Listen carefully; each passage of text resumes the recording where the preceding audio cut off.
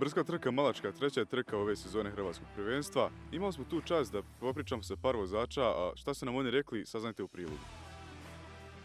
Koliko ste zadovoljni vašim dosadašnjim uspjehom i vašim rezultatima ove sezone? Pa s obzirom da je bilo tek samo 2 utrke, ne mogu ne biti zadovoljan. Da se tako nastavi do kraja ove sezone i onda ću biti zadovoljan na kraju sezone.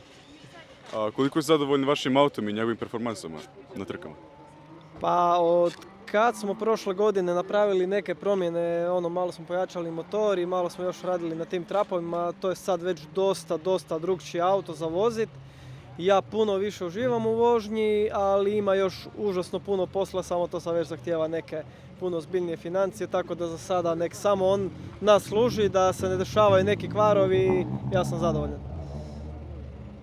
Kako su vaše očekivanja za ovu trku?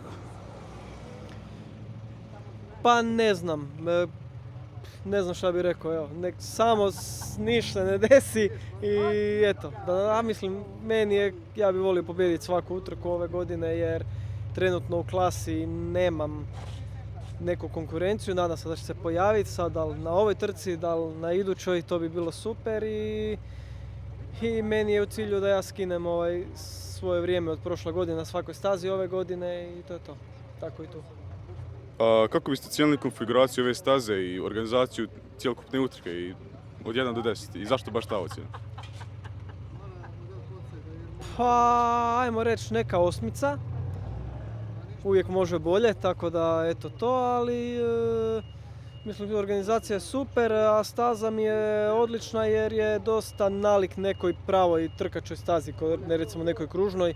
Asfalt je dosta dobar, dosta široka, tako da onako specifična je, mada mislim da je svaka staza specifična, ali evo ova baš onako kad se voziš po njoj imaš feeling kao da si na pravoj trkačoj stazi. Koliko ste zadovoljni vašim dosadašnjim rezultatima ove sezone? Evo, za sada je sve krenulo po planu. Evo, za sad imam 2 prva mjesta, znači vodeći sam u grupi, vodeći sam u klasi i evo nadam se da ćemo nastaviti sa pobjedama. Sad je ovo domaći teren pa se nadam pobjeda, sad ćemo vidjeti što vrijeme pokaže. Koliko ste zadovoljni vašim autom i njegovim performansama? Auto je vrhunski odrađen, spreman, Rušić Performans je to odradio, elektronički dio super, Brane Polić mi je radio motor, mjenjač tako da sve sluša, evo, ništa, evo, od kad smo auto složili u 3. 4. mjesec, nismo ništa dirali, ni ulje, ni ništa, samo eto, neke gume malo šta nađemo, stavimo, vozimo i to je to. Kako su vaše očekivanja za ovu trku? Pa evo, nadam se pobjedom, idemo na pobjedu, a sad ćemo vidjeti. Ako sve posluži kako se planirano, bit će sve dobro. Kako biste ocijenili konfiguraciju ove staze i organizaciju cjelokupne trke od 1 do 10 i zašto baš ta ocjena?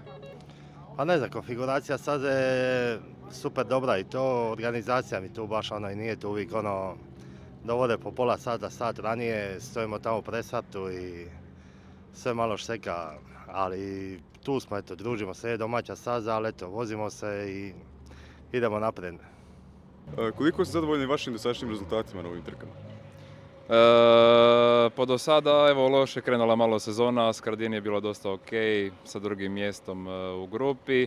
Tu sam znao da će biti onako teško pobijediti nikada, ta staza baš onako dobro leži i njemu i njegovom autu. U Kotoru ne mogu biti zadovoljan jer je u prvoj utrci doslovno na prvoj ravnici crko motor i nakon toga smo već razmišljali o tome da bismo mogli odustati od sezone iz razloga jer složiti sada novi motor od nule i vremenski financijski je onako malo preambiciozan pothvat, ali je tu stupio Dorijan Kljun iz muzeja Historic Racing Car ovdje u Hrvatskoj. I evo, došli smo na Malačku sa famoznom i legendarnom petardom od Hansa. On je bio prijašnji vlasnik i žario i palio po brdima s ovim autom. I evo, sutra će biti prvi kilometri, tek na treningu, nisam još uspio probati auto. Nemaš gdje, ali mislim da će auto biti dobar i da, evo, probat ćemo se polako kroz vikend upoznati sa njime. Kako su vaše očekivanje za ovu trku sa ovim novim autom, novom konfiguracijom i Pa mislim, staza je super, staza je M brza, M tehnička, ima jako puno hardova, ali opet ima nekoliko sekcija gdje su onako vezani zavoji, tako da to treba biti i brz, auto mora imati snage, ali mora dobro i ležat. Ovaj auto bi trebao imati dosta snage, po pitanju ležanja ne znam kako funkcionira, makar evo po tome što sam uspio pogledat malo onboardove od Hansa, izgleda da auto funkcionira ok.